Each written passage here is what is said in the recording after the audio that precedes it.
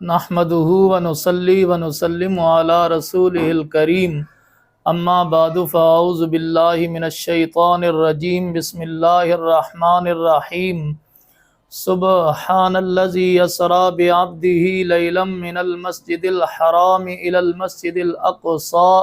الذي باركنا حوله لنريه من آیاتنا انه هو السمیع البصیر۔ رسالت مآب صلی اللہ علیہ وآلہ وسلم کے سفر معراج کا ایک بڑا مقصد یہ بھی تھا کہ اللہ تعالیٰ آپ کو مشاہدات کرائے، برزخ کے مشاہدات کرائے، جنت کے مشاہدات کرائے، دوزخ کے مشاہدات کرائے، آسمانوں کے مشاہدات کرائے اور اپنی نشانیاں آپ کو دکھائے اور آپ کے دین کی باتیں آپ کو دکھائے اور آپ اپنے دین کو، اپنی شریعت کو، اپنے احکامات کو اپنی امت کے سامنے بیان کریں اور آپ کی امت سبق، عبرت اور درس حاصل کرے اور اپنی دنیاوی زندگی کو بہتر سے بہتر کر لے۔ رسالت مآب صلی اللہ علیہ وآلہ وسلم نے اپنے مبارک سفر میں،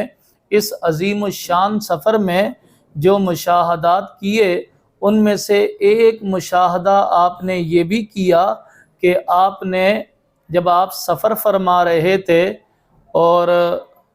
آپ بلندیوں پہ تھے، آپ معراج پہ تھے،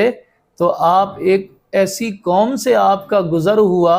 جن کے ناخن تانبے کے تھے اور وہ اپنے ناخنوں سے اپنے چہروں کو اور اپنے سینوں کو نوچ رہے تھے، زخمی کر رہے تھے۔ تو اللہ کے نبی صلی اللہ علیہ وآلہ وسلم نے استفسار فرمایا حضرت جبریل سے کہ یہ کون لوگ ہیں؟ تو انہوں نے آپ کو بتایا کہ آپ کی امت کے یہ کون سے گناہ گار ہیں۔ میں آپ کے سامنے حدیث کے الفاظ پڑھتا ہوں۔ اللہ کے حبیب صلی اللہ علیہ وسلم نے فرمایا، مررت لما عرج بی باقوام لہم اظفار من نحاس، فرمایا کہ جب میں معراج پر تھا تو میرا گزر ایک ایسی قوم پر ہوا جن کے تانبے کے ناخن تھے۔ یہ جو ہمارے ناخن ہیں، ہمارے ہاتھوں پر لگے ہوئے ہیں، یہ ناخن نرم ہڈی کے بنے ہوئے ہیں، بہت ہی نرم ہڈی ہے، چھلکا نما ہڈی ہے، اس سے بنے ہوئے ہیں اور یہ بہت نرم ہیں اپنی ساخت میں۔ تو آپ نے جس قوم کو دیکھا ان کے ناخنوں کی ہیئت تبدیل ہو چکی تھی، تانبے کی دھات کے بنے ہوئے تھے اور سخت تھے، اور ان کی جو دھار تھی وہ بھی بہت تیز تھی۔ اللہ کے پیارے پیغمبر صلی اللہ علیہ وآلہ وسلم نے فرمایا کہ میں نے دیکھا یخمشون وجوہہم وصدورہم، کہ وہ تانبے کے بنے ہوئے ناخنوں سے، جو تانبے کی دھات کی شکل میں تبدیل ہو چکے تھے، ان ناخنوں سے اپنے چہروں کو نوچ رہے تھے اور اپنے سینوں کو نوچ رہے تھے۔ اللہ اکبر! کس قدر عبرت انگیز سزا ہے کہ ایک طرف تو وہ ناخن جو ہے وہ تانبے کے اور تیز ہو چکے ہیں، ان دنیاوی ناخنوں کے ساتھ بھی انسان جب اپنے جسم کو کھجاتا ہے، اگرچہ نرمی سے کھجاتا ہے لیکن یہ پھر بھی جسم کو تکلیف دیتے ہیں۔ لیکن اگر کسی کو خارش کی بیماری ہو تو آپ اس سے پوچھیں کہ جب وہ اپنے جسم کو کھجاتا ہے تو اس کو کتنی تکلیف ہوتی ہے۔ بسا اوقات وہ ان نرم ناخنوں سے اپنے جسم کو زخمی کر بیٹھتا ہے، اس کی جلد کا خون نکل آتا ہے، بے حد تکلیف ہوتی ہے۔ آپ اندازہ فرمائیں ان کی تکلیف کا کیا اندازہ ہوگا جن کے ناخن تانبے کی شکل کے بنے ہوئے ہوں گے اور وہ زور زور سے وحشیوں کی طرح اپنا منہ نوچ رہے ہوں گے اور اپنا سینہ نوچ رہے ہوں گے۔ یخمشون وجوہہم وصدورہم، اپنے سینے نوچیں گے، ان کو زخمی کریں گے، اور اپنے منہ نوچیں گے اور اپنے منہ کی ہیئت اور شکل تبدیل کر لیں گے۔ اللہ کے پیارے پیغمبر صلی اللہ علیہ وسلم فرماتے ہیں کہ جب میں نے یہ منظر دیکھا، یہ مشاہدہ دیکھا، تو میں نے پوچھا من ہؤلاء یا جبریل، جبریل یہ کون لوگ ہیں؟ اس حدیث میں آپ نے فرمایا کہ مررت باقوام، میرا گزر ایسی اقوام سے ہوا یا قوم سے ہوا، یعنی آپ نے ایک فرد کو نہیں دیکھا، پورے ایک گروپ کو دیکھا، پوری ایک جماعت کو دیکھا، یعنی کثیر تعداد میں لوگ تھے، آپ نے ان کو دیکھا کہ قوم کا لفظ آپ نے استعمال فرمایا ہے، اور وہ یہ حرکت کر رہے کہ اپنے ناخنوں سے اپنے چہروں کو اور اپنے سینوں کو نوچ رہے تھے۔ آپ نے پوچھا من ہؤلاء یا جبریل، جبریل یہ کون لوگ ہیں جن کو اتنی سخت سزا دی جا رہی ہے، اتنی عبرت انگیز سزا دی جا رہی ہے؟ تو حضرت جبریل امین نے عرض کی کہ یا رسول اللہ صلی اللہ علیہ وآلہ وسلم، ہؤلاء الذین یأکلون لحوم الناس، یا رسول اللہ یہ وہ لوگ ہیں جو دوسرے لوگوں کا گوشت کھاتے تھے، جو دوسرے لوگوں کا گوشت کھاتے تھے۔ اب گوشت کھانے کا مطلب یہ ہے کہ غیبت کرتے تھے، لیکن اس کو جس جملے سے تعبیر کیا گیا ہے کہ غیبت کرنا در حقیقت اس کا جس کی غیبت کی جا رہی ہے اس کا گوشت کھانے کے برابر ہے، اس کا گوشت کھانے کے مترادف ہے۔ تو حضرت جبریل نے یہی جواب دیا ہؤلاء الذین یأکلون لحوم الناس، یہ وہ لوگ ہیں جو دوسرے لوگوں کا گوشت کھاتے تھے۔ قرآن مجید فرقان حمید کے مطابق یہ جواب ہے حضرت جبریل کا۔ قرآن مجید فرقان حمید نے بھی جب غیبت کے جرم کو بیان کیا، غیبت کے گناہ کو بیان کیا، تو اسی اسلوب کو اختیار کیا۔ قرآن مجید فرقان حمید سورۃ الحجرات میں رب العالمین جل شانہ ارشاد فرماتا ہے وَلَا يَغْتَبْ بَعْضُكُمْ بَعْضًا، تم میں سے کوئی کسی دوسرے کی غیبت نہ کرے۔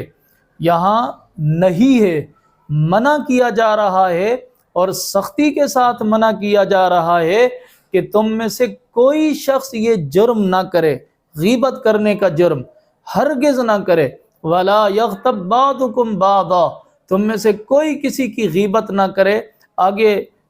جو ہے اس غیبت کا جرم اتنا کریہ ہے اور اتنا خراب ہے اور اتنا مکروہ ہے کہ قرآن مجید کہتا ہے أَيُحِبُّ أَحَدُكُمْ أَن يَأْكُلَ لَحْمَ أَخِيهِ مَيْتًا، کیا تم میں سے کوئی یہ پسند کرتا ہے کہ اپنے مردہ بھائی کا گوشت کھائے؟ یعنی غیبت کرنا یہ اتنا بڑا گناہ ہے کہ مرے ہوئے بھائی کے گوشت کھانے کے برابر ہے۔ یقیناً قرآن مجید فرقان حمید جب یہ سوال کرتا ہے کیا تم میں سے کوئی یہ پسند کرے گا کہ اپنے مرے ہوئے بھائی کا گوشت کھائے، تو کسی اور کے جواب دینے سے پہلے خود قرآن جواب دیتا ہے فَكَرِهْتُمُوهُ، کہ تم اس کو یقیناً ناگوار سمجھو گے، تم کراہت کرو گے، تم دور بھاگو گے، اور تمہاری طبیعت تمہارا مزاج گوارا نہیں کرے گا کہ اپنے مردہ بھائی کا گوشت کھاؤ۔ تو اسی طرح غیبت سے بھی اعراض کرنا چاہیے، بچنا چاہیے، دور رہنا چاہیے۔ من حیث المجموع ہم غیبت پسند ہیں، غیبت گو ہیں، کہ غیبتیں بھی کرتے ہیں اور غیبتوں کو پسند بھی کرتے ہیں۔ ہماری محافل میں، ہماری مجالس میں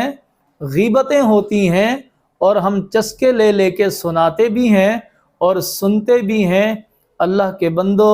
یہ بہت بڑا جرم ہے، قرآن و سنت کی روشنی میں بہت ہی مکروہ کام ہے۔ غیبت نہیں کرنی چاہیے، غیبت سے اجتناب کرنا چاہیے۔ اللہ کے پیارے نبی صلی اللہ علیہ وآلہ وسلم نے اپنی آنکھوں سے غیبت کرنے والوں کا انجام دیکھا۔ وہ انجام آپ نے سنا کہ ان کے ناخن تبدیل کر دیے جائیں گے اور وہ